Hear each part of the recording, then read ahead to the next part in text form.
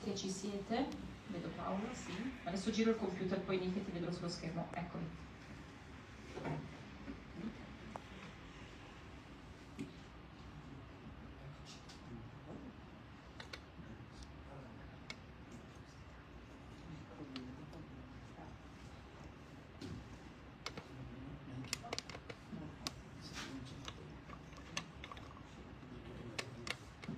Bene, eccoci qua, buongiorno a tutte e a tutti. Grazie per essere venuti, grazie anche a chi si è collegato, si sta collegando, si collegherà nel corso di questo incontro. Sono Martina Pluda, candidata alle elezioni europee nella circoscrizione nord-est con il Movimento 5 Stelle. Oggi qui con me ho il piacere di avere anche Stefano Patuanelli, senatore della Repubblica, capogruppo del Movimento 5 Stelle al Senato e anche ex ministro dell'Agricoltura, e anche altri due ospiti d'eccezione, la dottoressa Paola Sobrio e la dottoressa Lica Schiavo, che vi presenterò un po' più avanti quando chiederò loro di intervenire. Oggi trattiamo un tema forse un po' particolare, che è quello dell'agricoltura cellulare, e lo facciamo perché all'interno del programma per le europee del Movimento 5 Stelle, all'interno di quello che è il tema della sostenibilità ambientale e poi più nello specifico alimentare, ciao, benvenuta, si inserisce anche il tema di sistemi alimentari maggiormente sostenibili rispetto a quello che è il modello attuale, improntato sull'allevamento e l'agricoltura di tipo intensivo. Ovviamente nello specifico parliamo di allevamento, trattandosi di carne e quindi prodotti di derivazione animale. Sappiamo che questo è un modello che ci sta portando letteralmente alla rovina, è un modello che ha dei pesanti risvolti etici, in primis, ma anche ambientali, climatici, sociali e sanitari. Si parla spesso, ahimè, sempre più spesso, di antibiotico-resistenza, di zoonosi, di problemi respiratori legati appunto all'inquinamento proprio derivante da queste attività. Quindi per noi è importante andare a vedere quali sono le alternative, scommettere e investire su queste alternative, che sono chiaramente magari quelle più ovvie, ovvero mangiare maggiormente vegetale, quindi ridurre quello che è il consumo attuale di carne e derivati animali, ma anche avvalerci di tutte quelle tecnologie che ci permetteranno di mangiare in maniera più sostenibile, ridurre le emissioni di CO2, ridurre l'impatto sulla salute pubblica e anche possibilmente eliminare quella che è la sofferenza animale da questa equazione. Quindi motivo per cui noi siamo disponibili ad investire e incentivare lo sviluppo e la ricerca di queste tecnologie. L'abbiamo inserito nel programma, penso che siamo tra i pochi ad averlo fatto e ad affrontare il tema in maniera anche oggettiva e maggiormente scientifica rispetto a quelle che sono le ideologie, le fake news di altri schieramenti politici. Bene, io vi accompagnerò durante la giornata, poi alla fine ci sarà anche sicuramente una mia riflessione, ma volevo chiedere a Stefano Patuanelli di aprire con una sua riflessione, anche portando quella che è stata la tua esperienza ministeriale in questo dicastero dell'agricoltura, e un po' come vedi tu, ecco, lo sviluppo di queste tecnologie all'interno di quello che insomma è appunto un percorso di maggiore sostenibilità a livello alimentare. Grazie Martina, buongiorno a tutti e grazie a chi è intervenuto in presenza e ai illustri relatori che poi accompagneranno in modo approfondito questa discussione. Io partirei da un'analisi a livello globale. Noi stiamo rapidamente arrivando a una popolazione mondiale che avrà presto 10 miliardi di abitanti, e il tema vero è la proteina, lo banalizzo così, cioè come saremo in grado di garantire la produzione di proteine per una popolazione di 10 miliardi di abitanti che è destinata ovviamente a crescere, a continuare a crescere. È del tutto evidente che le proteine che si dividono nei due grandi campi, no? Le proteine animali e la proteina vegetale, rappresentano in entrambi i casi dei problemi di produzione che riguardano la parte animale, l'hai descritta tu in modo completo, nella parte vegetale l'incremento lo spostamento giusto e corretto e ambito del maggior consumo della proteina vegetale rispetto a quella animale porta comunque con sé il tema della coltivazione e quindi l'uso del suolo in funzione della produzione di proteine vegetali. Chiedersi oggi come la ricerca può accompagnare il processo di modifica di produzione di proteina è assolutamente giusto e corretto. Apro la parentesi rispetto al tema invece della proteina animale, perché è anche giusto farlo. L'ambizione è che ci sia un calo del consumo della proteina animale, quindi del consumo di carne e di pesce. Oggi abbiamo avuto la fortuna di una visita alla riserva marina di Miramare, abbiamo visto quanto il mare sta soffrendo anche per le colpe dell'uomo che riguardano sì il settore della pesca ma in generale le attività antropiche. Ambire a questo significa poter anche cambiare il modello allevatoriale, il modello zootecnico, un settore che per questo paese oggi vale circa 30 miliardi di euro, 160.000 aziende, 500.000 addetti. È chiaro che la bacchetta magica per da un giorno all'altro passare a un modello produttivo diverso non ce l'abbiamo, ma è evidente che non possiamo neanche accettare di vedere le immagini che abbiamo visto tutti nel servizio di report Food for Profit. Il tema della ricerca quindi delle nuove tecnologie è un tema che non può essere fermato, che deve poter sviluppare le proprie capacità e oggi ne avremo degli esempi. Non voglio però nascondere alcune preoccupazioni che personalmente ho in ordine alla potenziale concentrazione della produzione della proteina in poche mani. Questo è un elemento che va governato, che si può governare, ma lo si governa proprio investendo nella ricerca, cioè evitando che siano soltanto in pochi che investono nella ricerca, ma dando la possibilità a tutti i ricercatori di proseguire su questa strada, perché è evidente che ci sono molti gruppi che stanno investendo fortemente. Credo che sia il compito di un paese che sia lo Stato a consentire ai propri ricercatori o a finanziare i ricercatori per poter liberamente operare in questa direzione. E quindi se da un lato c'è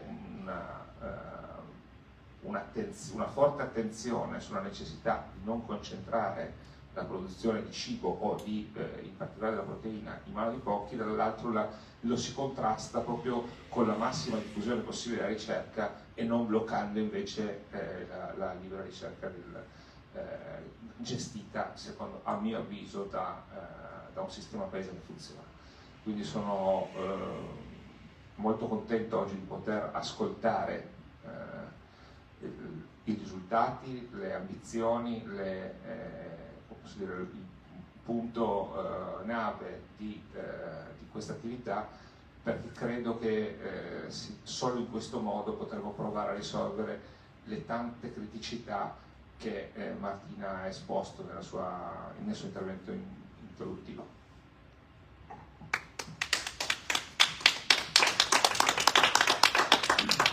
Grazie Stefano, come darti torto, infatti direi che i tentativi fatti in quest'ultimo anno per bloccare la carne coltivata in Italia, quindi bloccarne anche già la ricerca, ci metterà su un piano molto diverso rispetto ad altri paesi che invece stanno facendo progressi. Noi qua invece ci vediamo svantaggiati da una visione alquanto miope del tema. Bene, allora io direi di far parlare però due esperte in materia, vi presento la prima che in realtà è anche una cara amica ed è la dottoressa Paola Sobrio. Io Paola la conosco ormai da moltissimi anni. Paola è come me una giurista, è dottoressa di ricerca ed è anche fellow dell'Oxford Center for Animal Ethics, un centro di ricerca accademico d'eccellenza per quanto riguarda l'etica animale, e sono fiera di essere fellow insieme a lei. E Paola ha lavorato tanto sul tema dei novel foods, della carne coltivata e soprattutto a livello, diciamo, giuridico, quindi chiederei a Paola di darci un'introduzione, un'infarinatura sul tema per quanto riguarda appunto lo sviluppo della carne coltivata e la sua regolamentazione, un po' insomma spazia Paola nell'ambito che desideri a livello europeo, mondiale, eccetera, eccetera. Adesso ti giro così vedi la sala. Grazie Paola. Grazie Martina.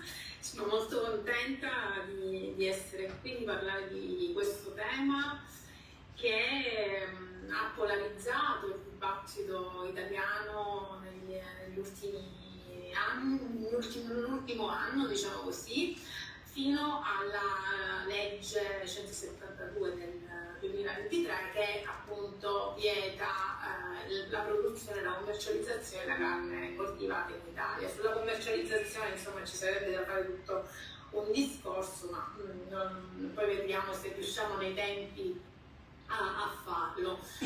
Prima di diciamo passare, io come ha detto Martina, mi sono un po' specializzata in questa tematica delle nuove tecnologie che possono ridurre il consumo di prodotti di origine animale, e quindi ho approfondito molto il rapporto tra scienza e diritto. Perché noi quando parliamo di diritto in relazione alle tematiche scientifiche non possiamo prescindere dal fatto che parliamo di un diritto science-based, cioè che si basa sulla scienza, che prevede le sue regole sulla base di quello che la scienza poi sostanzialmente gli dice, cioè se un prodotto è o meno pericoloso, se un'innovazione è o meno pericolosa. Ovviamente non è il diritto che lo stabilisce,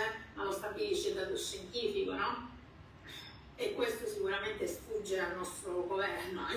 Evidentemente, dico, per fare una legge del genere si sottovaluta quella che è l'importanza della scienza e come la scienza in un certo senso come dire, dirige un po' anche quelli che sono i provvedimenti da prendere o meno. Come vi farò vedere, nel contesto europeo noi abbiamo delle regole stringenti, le più stringenti del mondo, nella mettere dei paletti a tutte quelle che sono le innovazioni, non soltanto le innovazioni in campo alimentare. Oggi noi parliamo di innovazioni in campo alimentare, ma in generale noi siamo circondati da innovazioni, noi non ce ne accorgiamo, ma noi siamo circondati da innovazioni. Però ci sono delle innovazioni su cui si punta l'attenzione e su altre non si punta l'attenzione, perché ovviamente c'è sempre, voi sicuramente avrete sentito molto spesso parlare di tradizione contro innovazione, quindi lì dove si mette in discussione la tradizione improvvisamente si accende una sorta di faro sull'innovazione e si inizia a demonizzare l'innovazione, quando, ripeto, noi siamo circondati da innovazioni, no? Quindi il diritto cosa fa fondamentalmente? Mette quei paletti che la scienza non vorrebbe avere, perché la scienza per sua natura vorrebbe essere libera. Quindi nel momento in cui il diritto deve mediare tra la scienza e la società, pone dei limiti, pone delle regole. Questa è la funzione del diritto in sostanza. Ora, ovviamente in questo settore dell'agricoltura cellulare, tra cui rientra la carne coltivata, diciamo che sicuramente è il prodotto più famoso dell'agricoltura cellulare, Quello su cui si è puntato molto sono i rischi per la salute del, voglio chiamarlo cittadino, non consumatore, perché preferisco utilizzare questa espressione, sull'impatto sull'ambiente. Ora, si è cercato di far passare l'agricoltura cellulare e la carne coltivata come maggiormente impattante sull'ambiente rispetto agli allevamenti intensivi, utilizzando diciamo, uno studio che non era neanche stato diciamo, accreditato, chiamiamolo diciamo così perché c'è un termine tecnico, e questo perché è stato fatto? Perché ovviamente, siccome, come vi dicevo prima, la legislazione europea è la più stringente al mondo per quel che riguarda le innovazioni, uno dei principi che regola l'azione dei legislatori in Europa è il principio di precauzione. Ora, questo principio di precauzione si inserisce in un più ampio contesto che è quello della valutazione e della gestione del rischio. Il principio di precauzione non nasce oggi né ieri, ma bensì nel 1992 nel contesto della conferenza internazionale di Rio sull'ambiente e lo sviluppo. Perché? Perché già all'inizio degli anni 90 inizia a farsi strada l'idea che ci sono delle innovazioni che possono impattare sull'ambiente e tra queste gli organismi geneticamente modificati. Quindi all'inizio del 2000 in Italia si ha un dibattito polarizzato sugli organismi geneticamente modificati esattamente come l'abbiamo visto sulla carne coltivata. Ma questo perché? Perché anche in quel caso si è demonizzata questa tecnologia che oggi invece è ampiamente utilizzata o comunque soprattutto per esempio per quel che riguarda i mangimi che poi vengono dati agli animali di cui parlavano prima il senatore Patuanelli e Martina. Ora, quindi che cosa fa il diritto? Il diritto regola l'incertezza scientifica, cioè posto che ogni innovazione comporta incertezza, non esiste un'innovazione che non comporta incertezza, è impossibile, ma paradossalmente se voi ci pensate anche un detersivo comporta incertezza. Perché questo? Perché ovviamente trattandosi di un prodotto che diciamo così non è un fiore di campo, ovviamente può comportare dei rischi.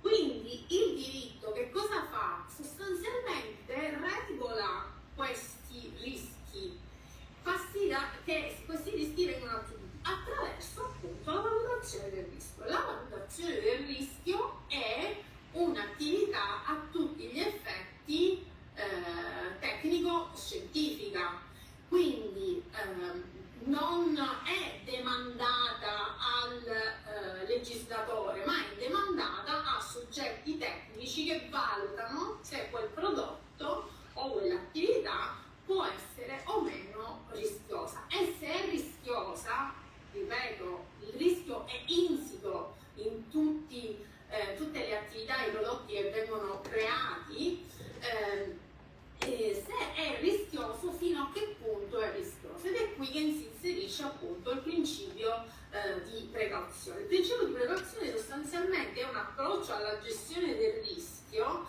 per cui nel momento in cui è possibile che una determinata politica o azione possa recare danno ai cittadini e all'ambiente e non vi è un consenso scientifico, questa azione, questa immissione in commercio di un prodotto può essere bloccata. Però il principio di precauzione, che è un principio chiave nell'ambito del contesto europeo, perché è uno inserito addirittura nel Trattato del funzionamento dell'Unione Europea all'articolo 191, nonché all'articolo 7 del regolamento 178 del 2002 che istituisce l'autorità europea per la sicurezza alimentare, di cui ora parleremo.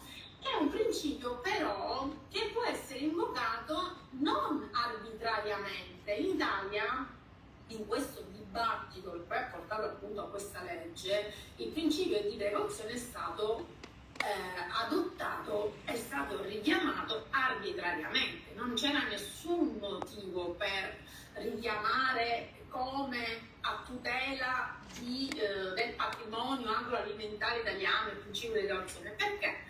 E fondamentalmente attualmente non esiste nessun prodotto che è stato, di cui è stata richiesta l'autorizzazione in Europa, men che mai quindi in Italia, per cui non c'era motivo. Oltretutto attualmente, allo stato attuale, l'immissione in commercio di carne coltivata, salvo che a Singapore, ma di un prodotto che ne contiene una quantità minima, non esiste a livello diciamo mondiale. Quindi questo principio è stato richiamato in una maniera assolutamente invocato in maniera assolutamente arbitraria.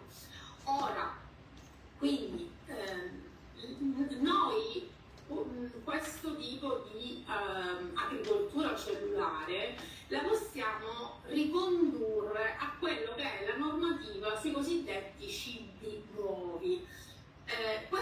Questa normativa sostanzialmente che cosa dice? E in particolare all'articolo 3,2, lettera A, numero 6, e questo articolo dice che gli alimenti costituiti, isolati o prodotti a partire da colture cellulari rientrano nella definizione di nuovo alimento.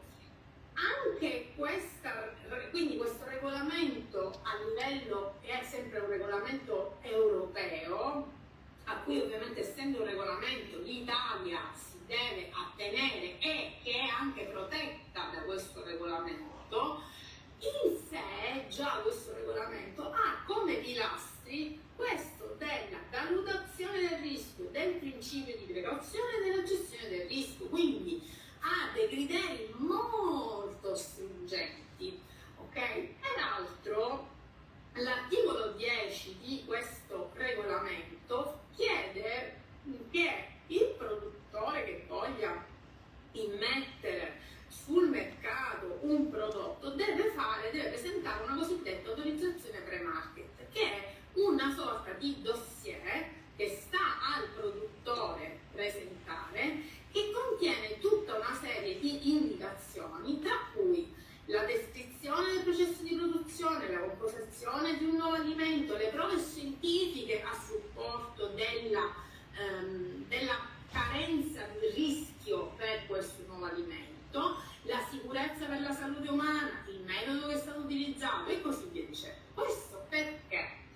Perché l'Europa ha tanti difetti, ma da questo punto di vista io posso dire, occupandomi da tanti anni di questi argomenti, che l'aspetto del principio di precauzione è molto incoraggiato, cioè si cerca in tutti i modi di evitare che ci possa essere un impatto sull'ambiente e sulla salute di qualsiasi prodotto, tanto è vero che l'autorità europea per la sicurezza alimentare, che ha sede a Parma, ma è un'autorità europea che è stata istituita nel 2002, ha proprio come finalità quella di tutelare i cittadini rispetto alla salubrità degli alimenti.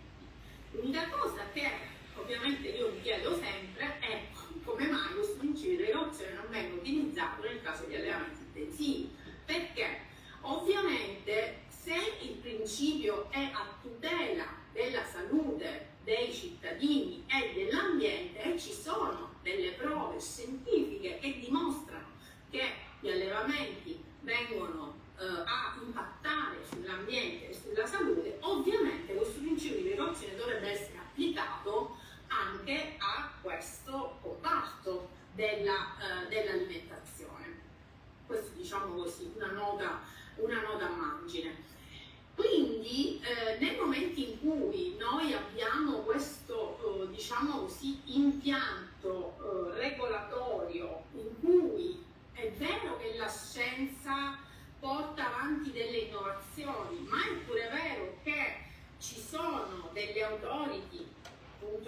europea per la sicurezza alimentare, il regolamento sul novel food, potrebbe anche esserci il regolamento sulla produzione di OGM, quello sulle buone pratiche di laboratorio e tanti altri, anche REACH per esempio è un regolamento per le prove tossicologiche di prodotti appunto che possono comportare un rischio per la salute. Vi faccio un esempio, dico il cosmetico che ci mettiamo sulla faccia o il detersivo che usiamo a casa è stato testato sulla base di questo regolamento, il regolamento REACH, che appunto impone dei criteri super stringenti.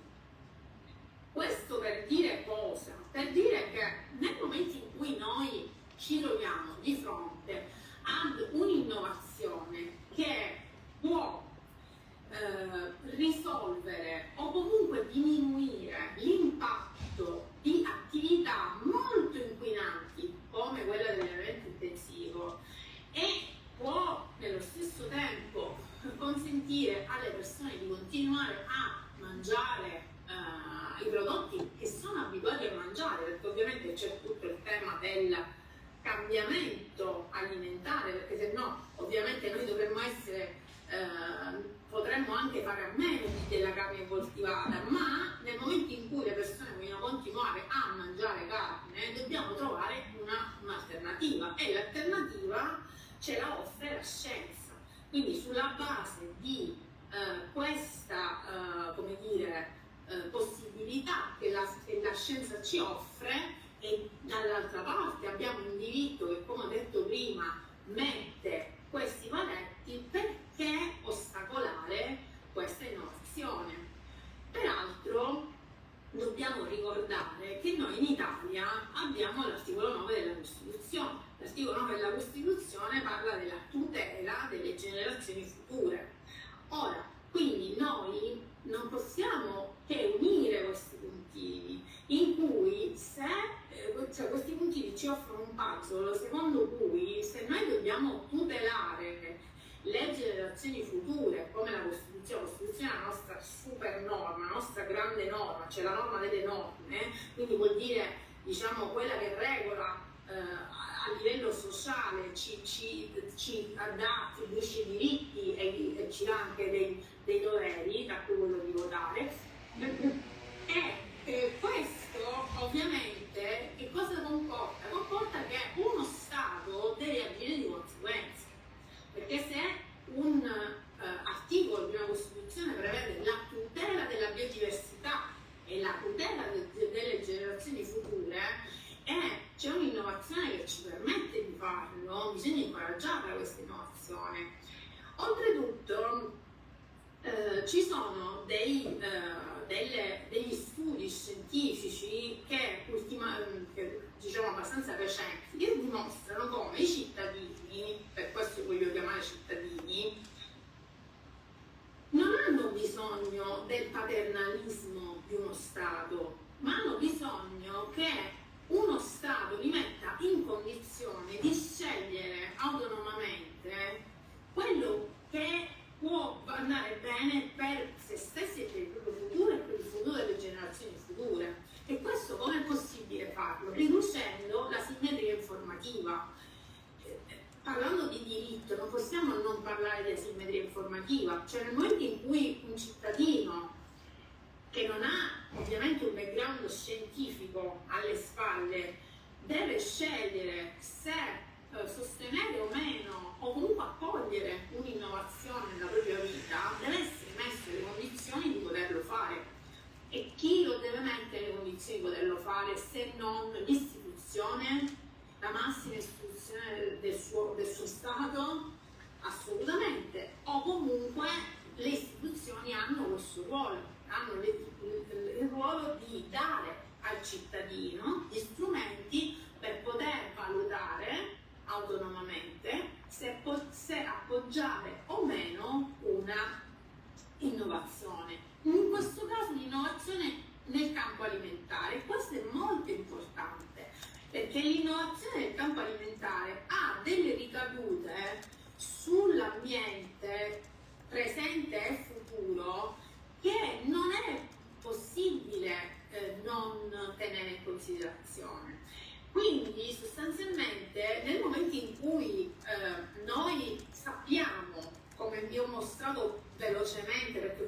volevo scendere troppo nel tecnico, nel momento in cui noi sappiamo che c'è un impianto di norme, che non è una, ma sono tante, che consentono di poter essere certi che quel prodotto che viene autorizzato attraverso, tra l'altro, l'autorizzazione di cui parlavo prima ha tanti passaggi, e tra l'altro è l'autorità europea per la sicurezza alimentare che deve dare anche il suo parere scientifico, oltre il dossier che viene presentato dal produttore.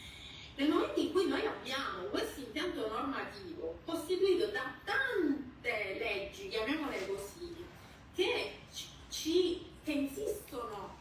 insistono sulla necessità di valutare il rischio, gestire il rischio, adottare il principio di precauzione, e nel momento in cui si mette in dubbio il fatto che queste leggi, tutti questi principi siano sufficienti, perché bisogna tutelare la tradizione. Tutelare la tradizione significa continuare a deturpare l'ambiente, incidere sulla salute dei cittadini. La salute non è solo derivante dal mangiare carne, ma per esempio respirare aria inquinata, bere acqua inquinata, no? In quel momento si sta delegittimando l'istituzione europea e si sta mettendo in dubbio quanto sia importante che il cittadino non sia teleguidato nelle scelte, ma che scelga autonomamente. Quindi io direi che nel momento in cui, e siamo in questo contesto, nel momento in cui noi sappiamo che l'Unione Europea ci dà degli strumenti di tutela della nostra salute, possiamo affidarci a questo e non dobbiamo invece contrastare. Come diceva il senatore Pavonelli, nel momento in cui noi abbiamo dei dubbi, anzi è quello il momento in cui dobbiamo finanziare di più la ricerca, perché se questo può essere una soluzione ai problemi ambientali che ci sono, che sono scientificamente provati, l'obiettivo è quello di finanziare la ricerca a fronte del fatto che abbiamo un impianto normativo assolutamente stringente. Nel momento in cui sappiamo questo, non c'è motivo di bloccare questa ricerca, se non motivi di tipo ideologico. Ma ovviamente questo contrasta col fatto che il legislatore è il mediatore tra la società e la scienza. Se il legislatore è il mediatore tra la società e la scienza, deve trovare una mediazione, non può andare a semplicemente accontentare una parte della società, ma deve trovare la mediazione. Spero di essere stata chiara, ho cercato di essere, diciamo, meno tecnica possibile, ma diciamo per dare un quadro più. Poi ovviamente se ci sono delle domande con piacere risponderò.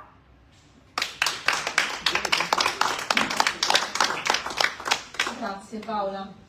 Per me da giurista tutto chiaro, poi magari apriamo le domande al pubblico, ma certo, assolutamente, so che il tema è un po' tecnico, però ovviamente qualsiasi domanda è ben accetta. No, hai reso comunque benissimo l'idea di come questi attuali tentativi siano puramente ideologici, che non abbiano alcuna fondatezza, quantomeno diciamo a livello giuridico. Io passerei la parola alla prossima speaker, la dottoressa Nike Schiavo, dottoressa di ricerca in biotecnologie, ricercatrice in biotecnologie e anche presidente di Agricoltura Cellulare Italia, che è un'associazione no profit impegnata a promuovere la conoscenza e lo sviluppo dell'agricoltura cellulare attraverso la divulgazione scientifica, il sostegno alla ricerca e favorendo la creazione di network e collaborazioni tra persone e professionisti che operano in questo campo. Nike, io ti chiederei di farci una panoramica di quello che è lo sviluppo attuale di queste tecnologie, i possibili rischi, perché come diceva giustamente Paola, anche ogni innovazione comporta dei rischi, e anche quelle che sono invece le grandi opportunità. E poi se magari puoi fare anche un accenno, perché si parla sempre di appunto carne coltivata, ma ormai la ricerca sta andando molto più avanti, si parla anche già di pesce, di derivati, ma ecco, non voglio togliere nulla al tuo intervento, quindi ti passo la parola. Grazie. Grazie mille Martina per l'invito e insomma, la possibilità di condividere con voi oggi quello che è lo stato della ricerca e di questa nascente industria. Volevo solo accertare, mi sentite bene? Benissimo. Sì. Ok, io non riesco a condividere lo schermo, non so come mai il pulsantino mi si è bloccato. Ok. Rimane il problema dello schermo, non so. Vuoi mandarmela Scusate. al volo e te la condivido io? Provo a ricaricare la pagina al...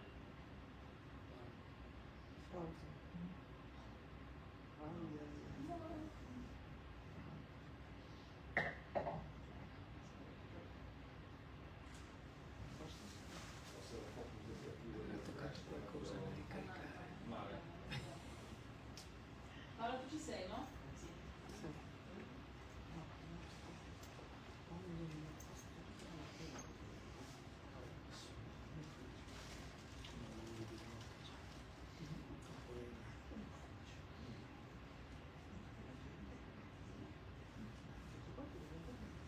Scusate, non vi sento.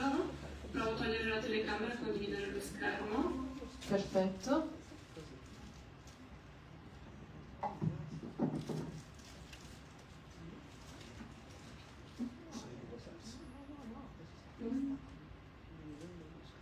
Ok, siete in condivisione, perfetto. Ok, riuscite a vedermi? Sì, adesso vediamo il tuo schermo.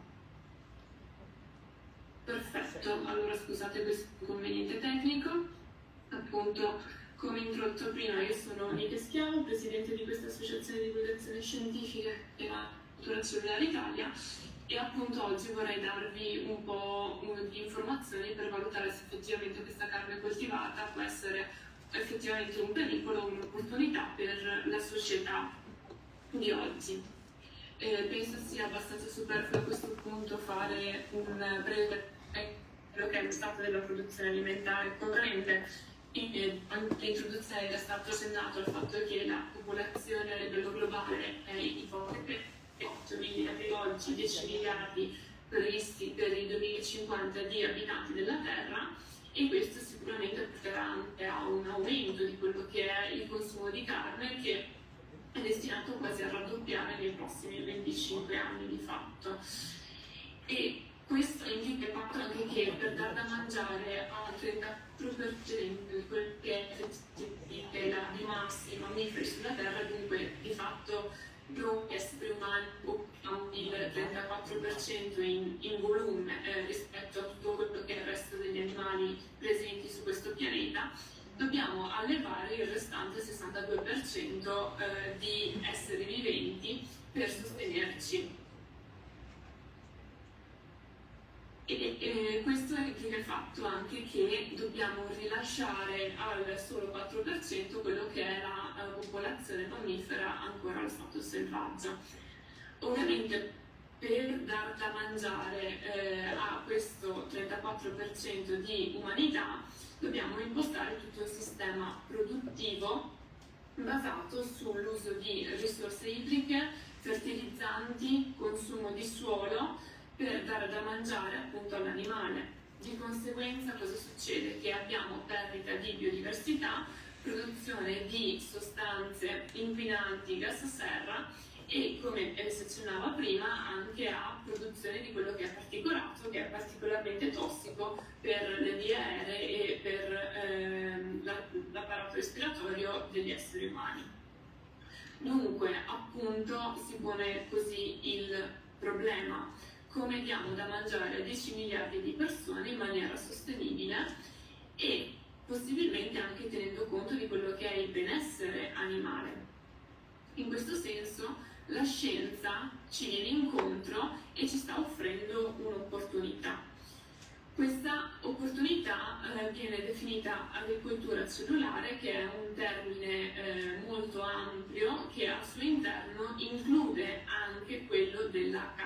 coltivata. E l'agricoltura cellulare non è altro che un insieme di tecnologie che alla fine vogliono produrre cibo e lo fanno. Per quanto riguarda la carne coltivata, la produzione di questo cibo si basa su 4 pilastri fondamentali della ricerca. Il primo pilastro è le cellule, si devono selezionare delle cellule ideali per fare questo genere di prodotto. A queste cellule bisogna dare nutrimento tramite il liquido di coltura che andremo ad analizzare poi dopo. Cellule e liquido di coltura vengono immessi in questo fermentatore o bioreattore, come si voglia, affinché le cellule possano crescere e proliferare, e in ultimo le cellule così cresciute vengono disposte su determinati supporti, impalcature o in gergo tecnico scaffold, affinché le cellule possano trovare una giusta conformazione e diventare effettivamente muscolo e grasso. Con voi oggi andrò un attimo a delineare tutti questi macro aspetti della tecnologia e andare ad analizzarli un attimo più nel dettaglio per darvi effettivamente un'idea di quello che è lo stato dell'arte della tecnologia. Partiamo dunque con le cellule. Tutti gli animali nascono da cellule staminali, noi stessi siamo composti da cellule. La cellula è l'elemento fondamentale che costituisce qualsiasi essere vivente. Da cellule staminali via via si possono ottenere cellule più specializzate, fino ad esempio ad ottenere quello che è il muscolo con queste fibre muscolari così come le vediamo al microscopio, oppure il grasso, in queste goccioline di grassi che si trovano anche queste all'interno di un qualsiasi animale. Bene, una volta avuto questa concezione, e ovviamente andando a sottolineare che questi sono tessuti maturi e dunque non sono più in grado di differenziare, di cambiare, di diventare qualsiasi altra cosa, sono fatti, finiti e fermi lì. Una volta delineate queste informazioni di base, è anche semplice andare a capire come fa l'agricoltura cellulare a fare carne. Si vanno a selezionare delle cellule staminali non ancora totalmente differenziate e queste cellule vengono selezionate appunto, messe in coltura affinché si possa produrre muscolo, e in questo video, se riuscite a vedere, tutti questi puntini sono singole cellule che poi riescono a fondersi tra di loro e formare queste strutture fibrose che abbiamo visto prima. Oppure si può fare in modo che le cellule accumulino goccioline lipidiche al proprio interno fino a diventare queste cellule di grasso di fatto, che sono insieme le due componenti fondamentali della carne e che a noi scienziati interessa avere e riprodurre quando appunto facciamo ricerche in laboratorio. Una volta definito questo aspetto è necessario sottolineare che alle cellule è necessario fornire nutrimento, e il nutrimento è dato da carboidrato, proteine, grassi, sali minerali e vitamine, che sono gli stessi macronutrienti che servono a qualsiasi essere vivente per vivere. In aggiunta a questi macronutrienti, dunque niente di strano, si aggiungono questi fattori di crescita, che altro non sono che piccole proteine che danno l'input, il segnale alla cellula di continuare a crescere, dunque di dividersi, oppure di diventare quello che abbiamo visto prima, essere muscolo e grasso.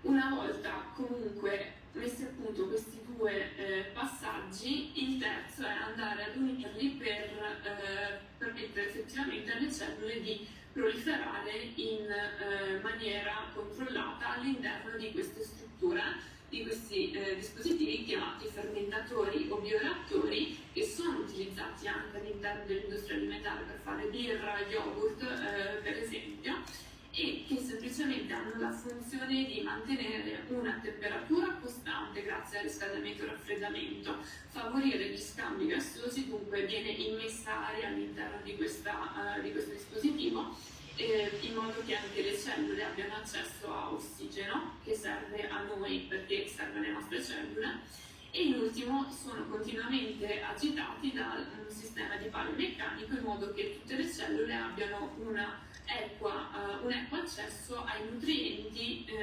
disciolti in questo liquido di coltura che abbiamo visto prima. Questo sistema in circa 2-8 settimane e in condizioni di sterilità, dunque non dovrebbe richiedere l'uso di antibiotici, da una singola prelievo di cellule potrebbe arrivare a produrre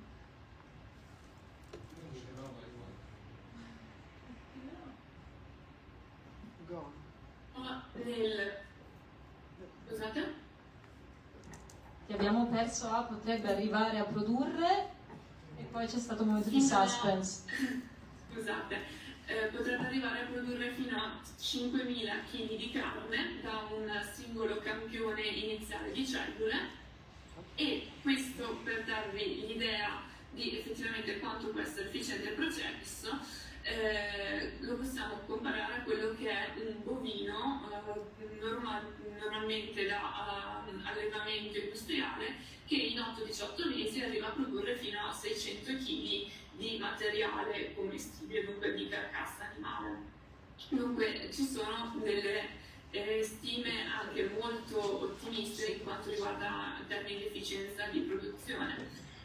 L'ultimo passaggio che abbiamo visto è appunto questo scaffold, che è una struttura che può avere diverse consistenze e generalmente è fatta di materiali commestibili, dunque proteine della soia, proteine del pisello, oppure materiale fungino, derivanti da alghe o da gelatina, che ha la funzione di dare una struttura, appunto abbiamo visto prima.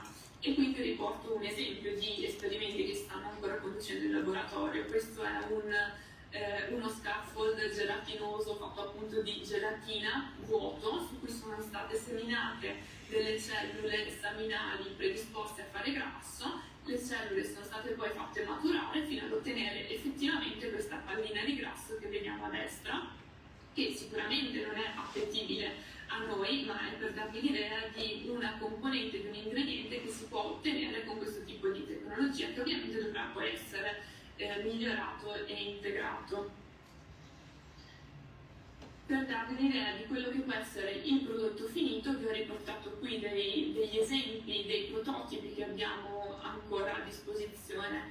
Il primo è questo hamburger del 2013, il primo realizzato in questo senso, ma come si accennava prima si sta pensando anche di fare del pesce, del salmone. Questa azienda negli Stati Uniti ci sta provando, e c'è anche chi sta valutando, capendo come fare dei tagli più complessi, dunque una bistecchina come in questo caso, dove la parte bianca è appunto il grasso e la parte marroncina il muscolo. Tutto questo è ancora da ottimizzare, siamo in fase ancora molto preliminare, e per darvi un'idea, una delle componenti su cui ci si concentrerà in futuro, una volta risolte tutti i problemi tecnologici che ogni degli argomenti che vi ho illustrato prima comporta, lo step successivo sarà anche andare a ottimizzare quello che è il profilo nutrizionale. Al momento il profilo nutrizionale di uno dei prodotti che sono sul commercio negli Stati Uniti ha un profilo proteico ancora inferiore rispetto a quello che è il pollo da supermercato, ha un profilo anche di grassi tuttavia inferiore rispetto alla controparte convenzionale, e tutta una serie di altri minerali, vitamine e profilo aminoacidico da migliorare se effettivamente si vuole creare un'alternativa non solo in termini di gusto ma anche in termini di nutrienti valida a quello che è la carne convenzionale. Bene, fatto un attimo questa panoramica prettamente tecnologica, volevo andare a fare un attimo di analisi di quelle che sono le tematiche ricorrenti, le domande ricorrenti riguardanti questa tecnologia.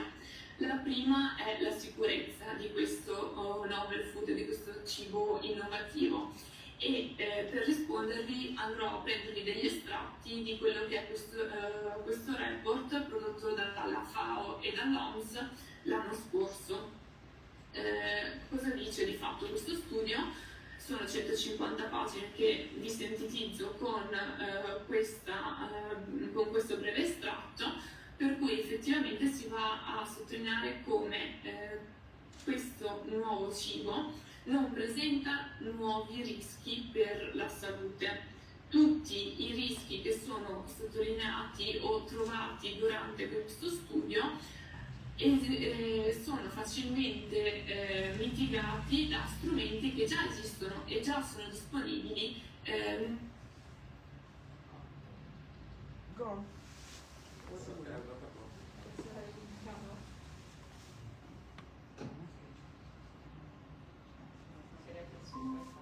Eccola.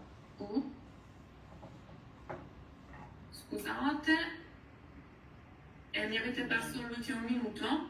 No, sei sparita proprio 2 secondi improvvisamente. Ho sentito anch'io, non so come mi sia chiuso un attimo il programma, però ci risiamo. Appunto, come dicevo prima, questo studio della FAO e dell'OMS riporta che non ci sono nuovi rischi associati a questo tipo di prodotto. Tutti i rischi che sono stati individuati associati a questa produzione alimentare sono noti in altri tipi di produzione ed esistono già strumenti atti a mitigarli. Ciò vuol dire che i 53 potenziali rischi individuati in questo report sono già presenti in quello che mangiamo oggi e sono già controllati tramite specifiche analisi o pratiche messe in atto dall'industria alimentare. Per farvi un esempio, esiste il rischio di contaminazione microbica, ma questo rischio non è nuovo. Anche chi consuma pollo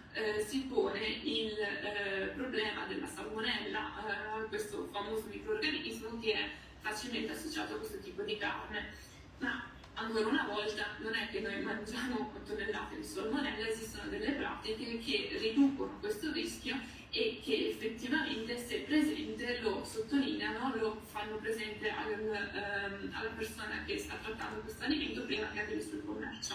Dunque su questo vi lascio questa informazione e se necessario dopo ne possiamo discutere ulteriormente. Molto brevemente, per quanto riguarda gli aspetti di sostenibilità, vi riporto uno studio del 2022 basato sui dati ottenuti da aziende che prevedono di avere una produzione industriale nei prossimi anni, ma che tuttora non esiste, dunque sono previsioni.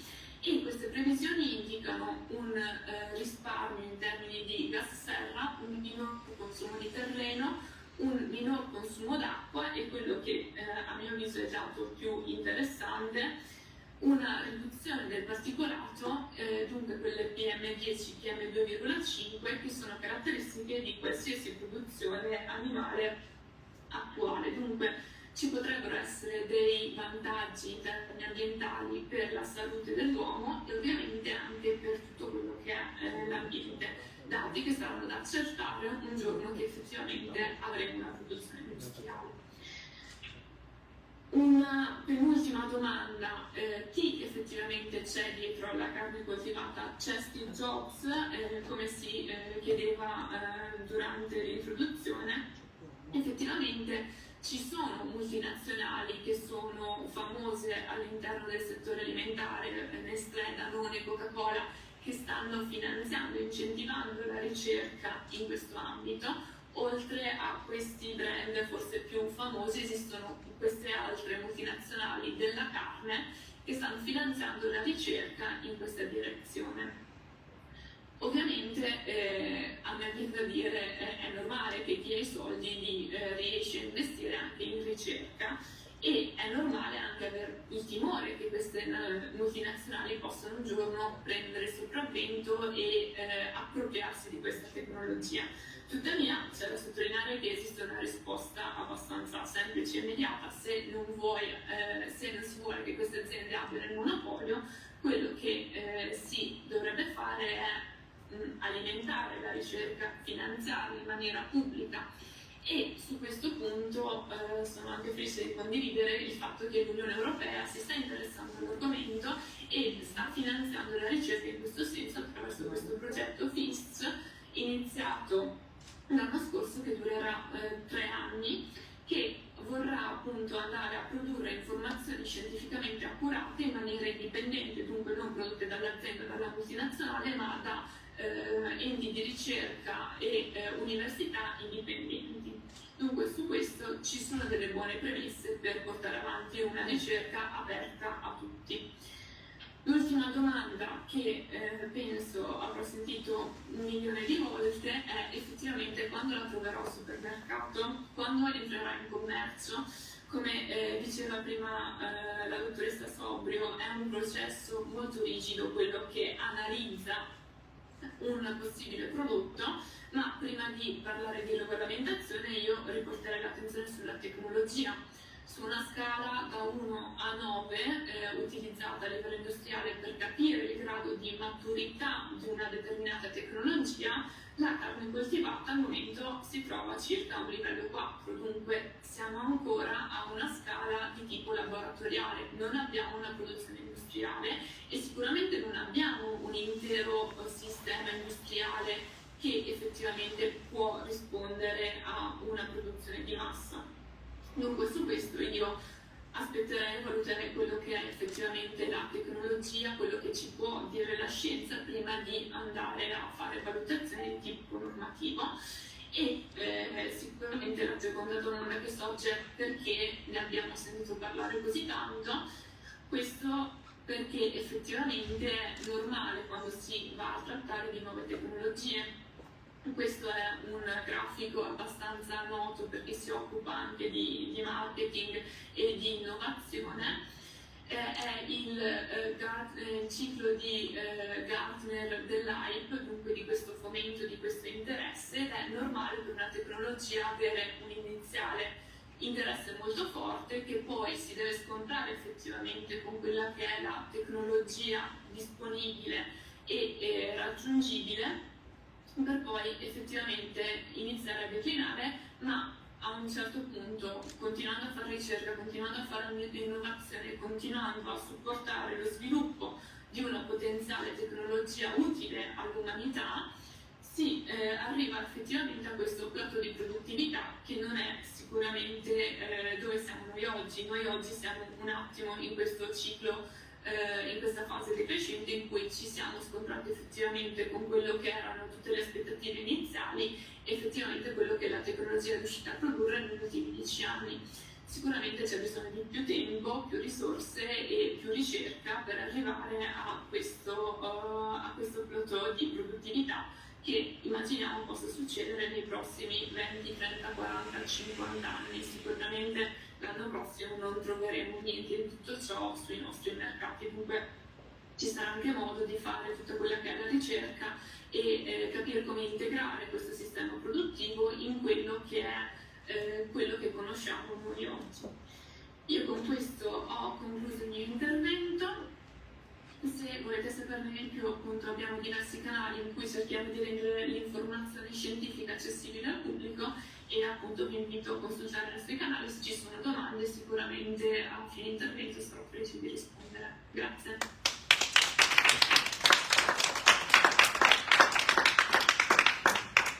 Grazie.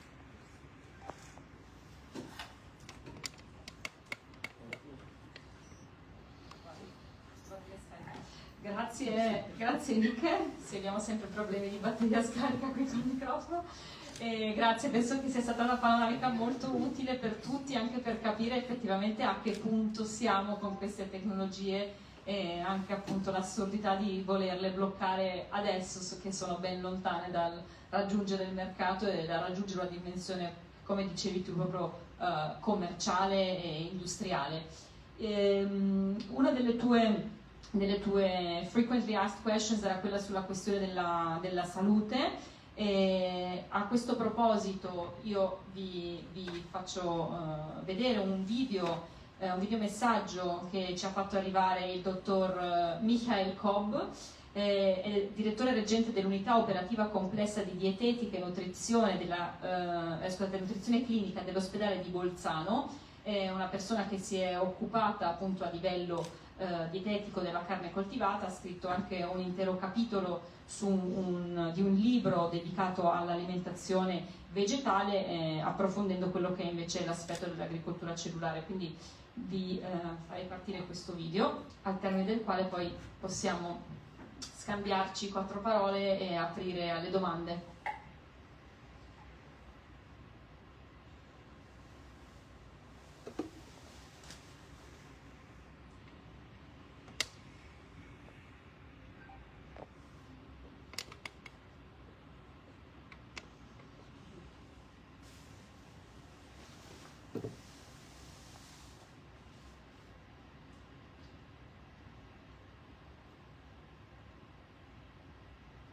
non riesco a condividervelo, ma confido che comunque riusciate a sentirlo Nike e Paola, quindi mi perdonerete se non riuscite a vedere Michael in video.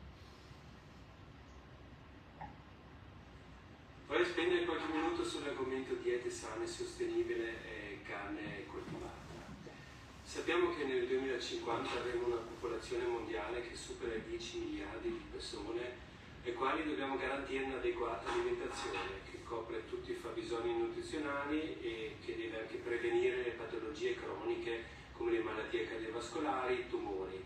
Sappiamo che a causa dei cambiamenti ambientali, come riscaldamento globale causato dalle emissioni di gas serra, riduzione del terreno agricolo, inquinamento, anche la riduzione dell'acqua potabile, dobbiamo urgentemente cambiare il nostro modo di produrre cibo, soprattutto per quanto riguarda gli allevamenti di bestiame. La carne, anche se non è un alimento dispensabile, quindi una dieta senza carne è perfettamente adeguata ad un'alimentazione che copre tutti i fabbisogni nutrizionali di una persona. Però la carne comunque ha un ruolo importante nell'alimentazione dell'uomo, soprattutto come fonte di proteine e fonte di ferro. Inoltre è un alimento che l'essere umano consuma da sempre e quindi è entrata a far parte di quasi tutte le culture e tradizioni dei popoli di tutto il mondo. Tuttavia la produzione di carne con gli allevamenti attuali, sia quelli di massa ma anche quelli più piccoli, non è assolutamente sostenibile. Ed è una delle cause principali del riscaldamento globale e altre conseguenze negative sull'ambiente. Se vogliamo continuare ad assumere carne dobbiamo quindi trovare nuove modalità per produrla. Un modo è la carne coltivata, che viene chiamata anche carne pulita, in inglese clean meat, carne di laboratorio, carne artificiale, sintetica, anche se questi ultimi termini sono fuorvianti in quanto sembra che sia un alimento sintetico, non naturale. La carne coltivata invece è 100% carne, soltanto che non deriva da un animale che è stato ucciso, ma viene prodotta in un coltivatore o bioreattore, in un laboratorio, partendo da cellule muscolari animali che vengono prelevate da un animale vivo tramite una biopsia e vengono aggiunte delle sostanze nutritive, il cosiddetto mezzo di crescita, che fa differenziare, replicare e crescere le fibre muscolari, creando una carne simile al macinato. Si tratta di un processo biologico, il prodotto 100% carne, quindi un alimento molto più naturale rispetto a tanti cibi ultraprocessati che consumiamo oggi. Per quanto riguarda gli aspetti salutistici, la carne coltivata non è diversa dalla carne tradizionale, ad eccezione della totale assenza di antibiotici che frequentemente vengono utilizzati negli allevamenti ed eventuali altre sostanze contaminanti come pesticidi, ad esempio, che potrebbero trovarsi nel bacino dell'animale.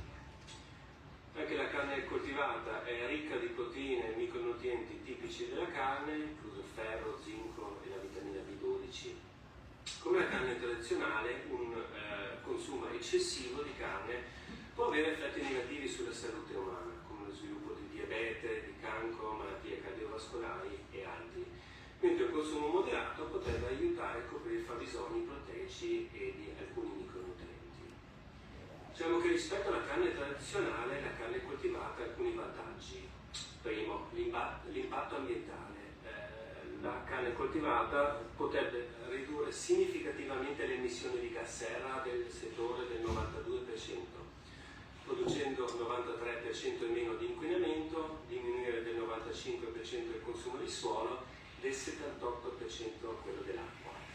Necessita inoltre soltanto poco più della metà dell'energia rispetto alla carne d'allevamento.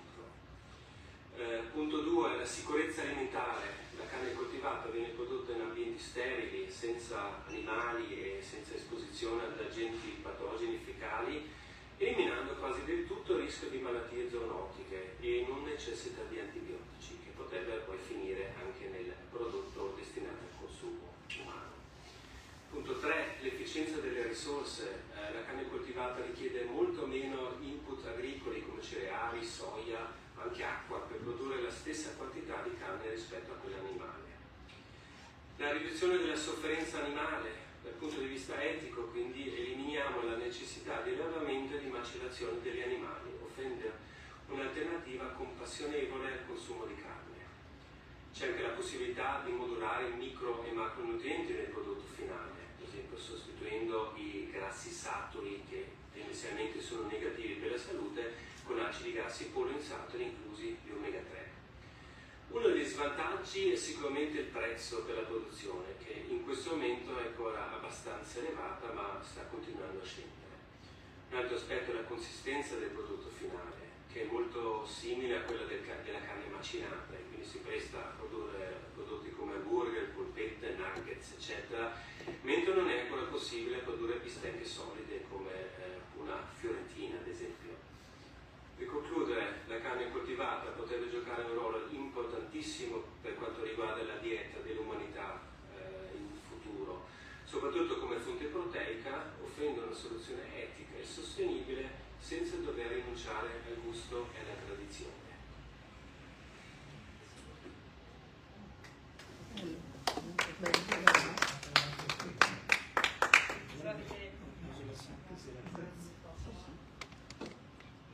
Benissimo, Nick e Paola, spero che siete riuscite a seguire. Niente, ahimè, abbiamo è la seconda volta che ci capita, abbiamo il microfono scarico, e quindi se avete delle domande vi prego di fare una cosa, magari avvicinarvi qua al roll-up e parlare ad alta voce, così sia Paola che Nick vi sentono, ma anche chi ci sta seguendo in diretta. E cosa dire? Io sono una brevissima riflessione prima di aprire alle domande. Un dato che è stato più volte citato è quello dei 10 miliardi, no? Che entro breve saremo come popolazione mondiale. A me fa sempre molto, come posso dire, un po' sorridere, ma in realtà neanche troppo, il fatto che siamo in grado ad oggi di sfamare 80 miliardi di animali e non però 10 miliardi di persone. Ecco, questo dovrebbe farci riflettere sul modo dove vanno poi effettivamente queste risorse, come vengono destinati questi terreni agricoli, acqua, cereali, c'è tutta una serie di risorse che noi potremmo invece destinare ad alimentare noi stessi, invece che avere questi intermediari animali. Bene, tanti spunti, tante nuove informazioni, ne sono certa. Ci sono domande, volete esporre anche vostre riflessioni, punti di vista? Prego, però se puoi venire qui a parlare ad alta voce così ci sentono. Poi c'è anche una premessa metodologica. Oggi noi siamo in grado già di nutrire 2 pianeti e mezzo attraverso il cibo che buttiamo via. Cioè bisogna anche riconsiderare i modelli in cui noi consumiamo e ci nutriamo. C'è questo senso di questa completa necessità di accantonare, come se fossimo scoiattoli, perennemente allo stato di scoiattoli, deve passare. Cioè in ogni crisi, in ogni piccola notizia le persone si accaparrano del cibo come se dovesse mancare. La risorsa non è più scarsa in molti paesi del pianeta, mentre per altri il numero di persone che soffrono la fame o sono malnutrite dalla pandemia sono aumentati. Quindi bisogna anche ripensare il modello distributivo e anche il modello educativo con cui insegniamo alle nuove generazioni a nutrirsi. Quindi qua c'è un terreno molto fertile, però un terreno che deve essere dissodato in maniera efficace da un punto di vista istituzionale per quanto riguarda la formazione. Io direi questo. Grazie. Prego.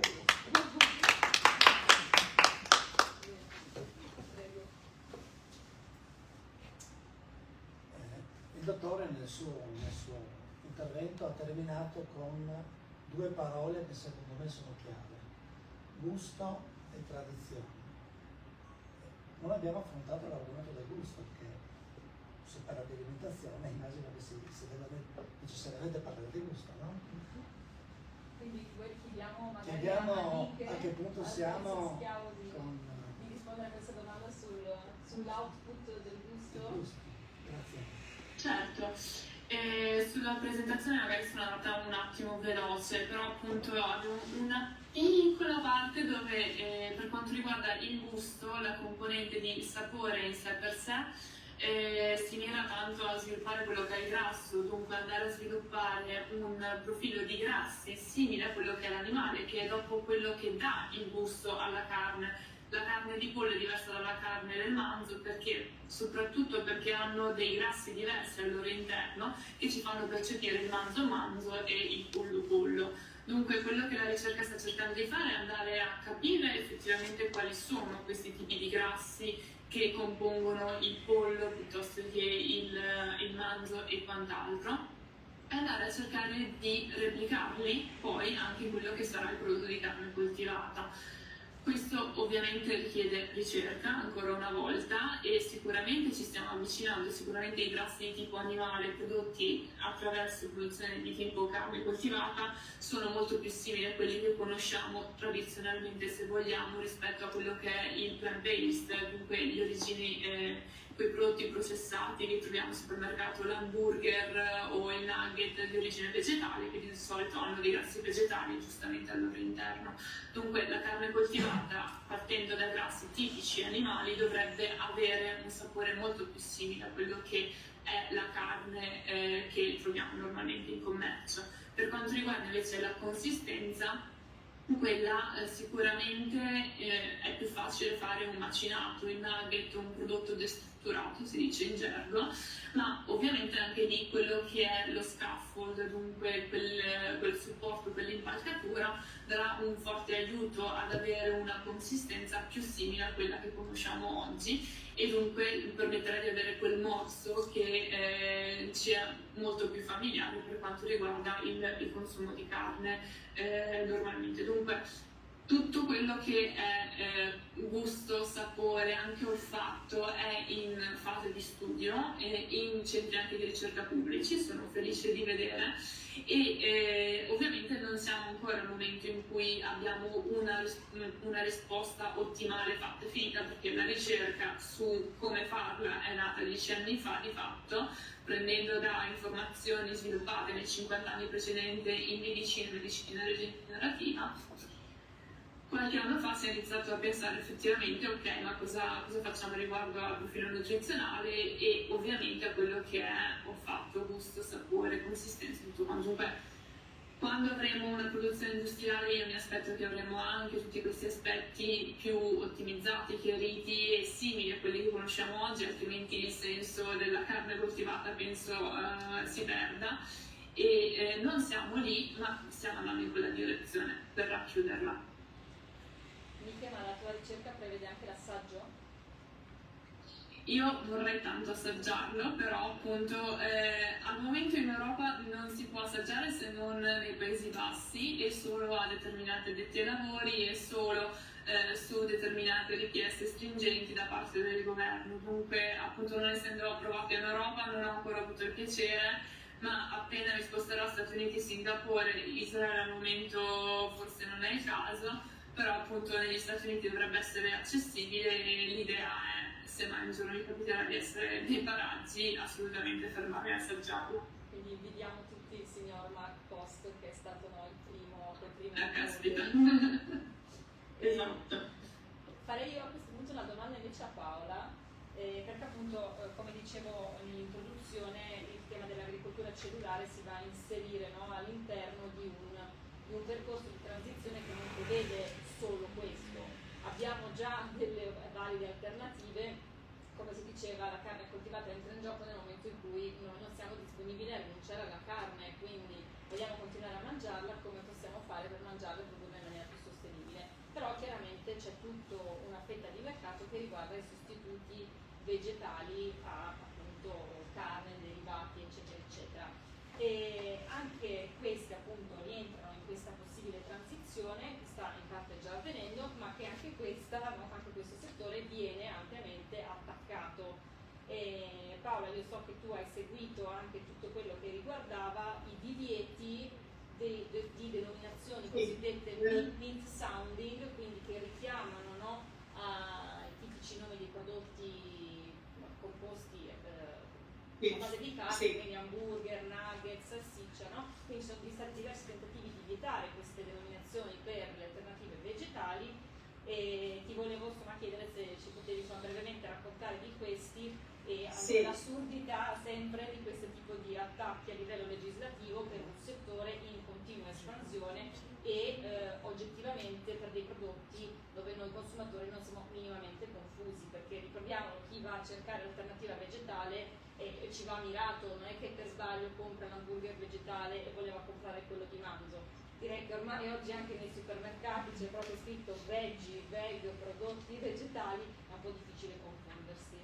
Ecco, vai Paola. Ma allora, intanto purtroppo questo divieto è diventato legge, sempre una stessa legge che ha vietato la produzione e la commercializzazione della carne coltivata in Italia, quindi è vietata la denominazione, però si aspettava una circolare del Ministero che facesse un elenco, questi sono i miei cani, scusate, che facesse un elenco di quelle che sono le varie denominazioni che erano vietate. Elenco che a quanto pare è morto perché in Italia ci sono tantissime aziende che non producono solo alternative vegetali, ma che sono del settore carne.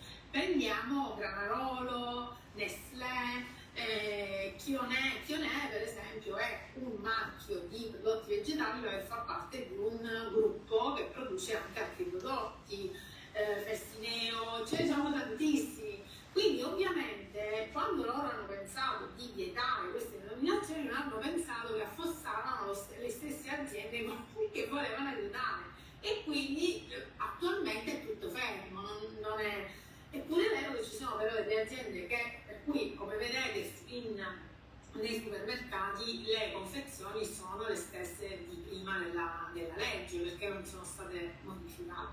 Alcuni produttori si sono, portati avanti, hanno modificato tutti i nomi dei loro prodotti, per cui per esempio Food Evolution ha fatto pare pollo, pare carne, pare hamburger, prima c'era scritto hamburger di ora invece c'è scritto pare hamburger, però è pure vero che questo rientra un po' in quell'aspetto paternalista di cui parlavo prima, cioè il fatto che l'istituzione governo, perché ovviamente questo è vero che è stato approvato dal Parlamento questa legge, ma parte tutto da una spinta governativa, no? Quindi il governo sostanzialmente, ma questo accade anche a livello europeo, ci prende un po' per fessi, un po' ci dice che il cittadino, il consumatore è parte integrante del processo di consumo. Per esempio a livello europeo una famosa strategia 2009-2015 sul benessere animale era proprio everyone is responsible, ognuno è responsabile, metteva il consumatore al centro di questa responsabilità. Se tu acquisti un prodotto che costa di più, allora noi possiamo darti un prodotto che ha comportato meno sfruttamento animale, ha impattato meno sulla sostenibilità, quando noi sappiamo benissimo che il consumatore è l'ultimo gradino. Per carità, il consumatore ha un ruolo, ma non ha un ruolo centrale. Il ruolo centrale ce l'ha il sistema, non ce l'ha sicuramente il consumatore.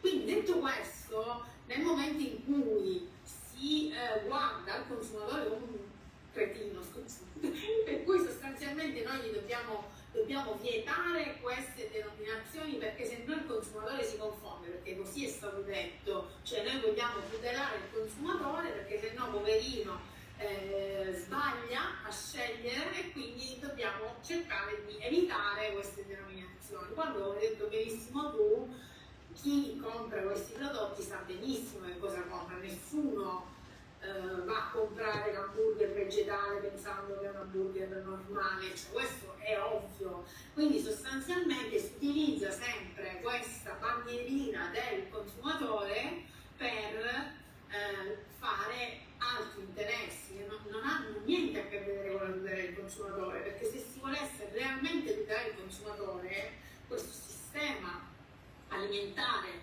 che vige in Italia, in Europa, nel mondo, dovrebbe essere proprio eliminato. Come diceva la signora prima, questo sistema degli sprechi, chiunque di noi penso, no? Che entra in un supermercato e quanta roba viene buttata, tantissima, no? Proprio perché c'è una overproduzione, ma di tutto, ma anche la carne. La carne, ci sono quintali di carne all'anno che vengono buttati. animali che muoiono, perché cioè, tutti gli animali muoiono a maggior ragione in questo caso, no? Cioè comunque c'è un quantitativo di carne che non viene proprio venduta, però viene prodotta in quel sistema malato dei sussidi pubblici che abbiamo visto in food for profit e che comunque noi dell'ambiente lo sapevamo benissimo, che è sostanzialmente gonfia il mercato, così come è stato nel caso delle quote latte. Cioè c'è tutto un sistema a livello europeo, visto che comunque si sta parlando di elezioni europee, che va assolutamente visto. Cioè la politica agricola comune è nata sulla base di un ottimo presupposto, che era la tutela del paesaggio e del territorio, ma che un allevamento intensivo possa contribuire alla tutela del paesaggio mi viene da ridere, cioè, o del territorio, cioè, è assurdo, totalmente assurdo. Quindi nel momento in cui si è cercato di mettere dei paletti a questi prodotti, l'obiettivo era uno, non tutelare il consumatore, ma tutelare l'industria della carne, che come ha detto Nike però sta investendo in questi prodotti. Tutte le aziende di prodotti su base diciamo derivazione animale hanno tutti la linea vegetale, non esiste una linea vegetale, ce l'hanno tutti, e questo ci deve fare pensare ovviamente.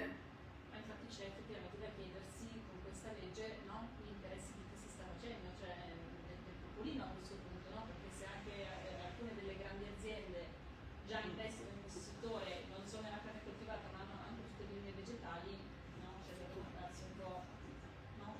Perché sia stata una cosa così voluta da Coldiretti, quando poi appunto Coldiretti comunque, no, difende o comunque rappresenta un ampio spettro, no, dell'agricoltura, non solo no, chi fa esclusivamente allevamento.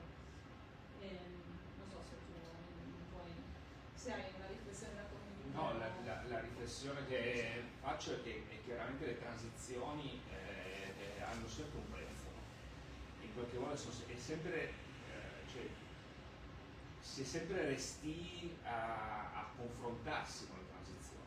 È chiaro che la transizione verso un sistema alimentare diverso, verso un sistema produttivo diverso, verso un sistema zootecnico diverso è sfidante da un lato, ma trova sempre delle resistenze. Io credo che poi certe cose avvengono, i tempi in cui avverranno dipendono un po' da noi, ma c'è un diffusissimo aumento del sentimento di rifiuto di alcuni modelli produttivi e la politica arriva sempre un po' troppo tardi, non riesce quasi mai a prevedere, ma poi deve quasi intestarsi cosa che subisce all'inizio. Questo è quello che accadrà anche rispetto al cibo. Poi è chiaro, stiamo parlando di questioni globali, perché il tema non è soltanto questo paese, non è soltanto l'Europa, che ha 300.000 abitanti, sono una goccia in un mare, no? Però è chiaro che vi sono diversi aspetti che riguardano la ricerca, riguardano la sperimentazione, su cui altre zone del mondo sono molto più avanti di noi e ci arriveremo. Sì, me lo auguro. E poi anche sicuramente mi aggancio anche al tema dell'etichettatura, c'è il sentire comune l'uso corretto di certi termini. Magari non lo sapete, ma a livello europeo in realtà per quello che riguarda i prodotti lattiero-caseari, quindi le alternative a latte, eccetera, eccetera, già in realtà non possono essere denominate latte. Se ci fate caso sulle confezioni di latte di soia c'è scritto soia drink o bevanda vegetale. Però voi se andate al bar avete mai chiesto un cappuccino con drink di soia con bevanda vegetale? Tutti diciamo comunque latte, quindi sono anche delle misure alquanto ridicole, perché nel sentire comune, nell'uso comune di certe parole non diremo mai disco vegetale o siluro, no, cioè rimarranno comunque hamburger, hot dog, eccetera, eccetera, quindi ci vuole anche un po' di buon senso. Bene, ho parlato abbastanza, ci sono altre domande, interventi dal pubblico, curiosità? Niente, se no io chiuderei con un'ultimissima domanda a Nike e poi ci lascerei andare. Nike, questa legge che, come abbiamo appurato, del tutto ideologica e inutile, in che modo sta magari già impattando il lavoro che voi state facendo a livello di ricerca e che appunto risvolti negativi può avere se non ci sarà un cambio di passo, anche magari per cercare di abrogarla e porre fine a questa stupidità? Questo è difficile da dire in termini pratici, nel senso che ovviamente io non ho la conoscenza di quali investitori potevano venire in Italia a investire, chi era interessato a investire adesso non lo può più fare, perché effettivamente l'iniziativa privata è stata abbastanza stroncata in questo senso, e ovviamente di solito in un sistema sano funziona che l'industria finanzia la ricerca nell'università e l'università restituisce proprietà intellettuale, brevetti e anche talenti formati in questo senso, e questo succede quando effettivamente si può fare ricerca e perché c'è un'applicazione industriale. Andando adesso a mancare quella che è l'applicazione industriale, è abbastanza logico pensare che nessuno verrà a finanziare la ricerca pubblica nell'università e nessuno andrà a formare elementi del futuro se non c'è possibilità di fare ricerca. E per dare un esempio forse concreto, in questo caso si può fare, conosco altre aziende che operano nell'ambito e sono stata abbastanza sorpresa da trovare diversi italiani che lavorano in Paesi Bassi, in Stati Uniti, in altri paesi, in aziende che operano in questo campo. Ovviamente non hanno potuto farlo in Italia, perché in Italia c'è una startup che si occupa di agricoltura cellulare e sicuramente nell'università ci sono delle possibilità, ci sono delle università che stanno portando avanti la ricerca anche in Italia in questi temi. Ovviamente con l'aiuto di privati che precedentemente avevano formato, dato aiuto appunto e sovvenzionato questo tipo di ricerche, ma il problema ora è come andremo avanti senza l'investimento privato. Nelle università per fare ricerca pubblica serviranno degli interventi pubblici e dubito che questi interventi pubblici saranno forniti dall'amministrazione pubblica, dalle istituzioni purtroppo. Dunque ci sarà un gap, un divario tra fuori, ad esempio Paesi Bassi che hanno ricevuto investimenti consistenti per portare avanti la ricerca pubblica, e noi che in Italia effettivamente se riusciamo a fare ricerca lo riusciamo a fare tramite altri bandi non italiani o tramite qualche investitore italiano che si augura che cambierà la normativa in un futuro. Però per fare ricerca ci vuole soldi e se mancano i soldi la ricerca non ha tanto spazio per andare avanti purtroppo. Quindi stiamo perdendo a 360 gradi, stiamo perdendo conoscenze, talenti, investimenti, opportunità e soprattutto l'opportunità di contribuire veramente alla transizione ecologica, perché senza un cambio di passo a livello produttivo e alimentare comunque l'obiettivo di rimanere sotto il grado e mezzo di aumento delle temperature stipulato dall'accordo di Parigi non lo raggiungeremo. Questo non lo dico io, lo dicono gli esperti. Quindi è fondamentale investire anche in queste tecnologie per permettere una transizione alimentare all'interno di quella che è la transizione ecologica. Io chiuderei così, Stefano, se tu Grazie. vuoi Soltanto per salutare e ringraziare chi è intervenuto e chi oggi ha seguito il dibattito. Esatto, grazie.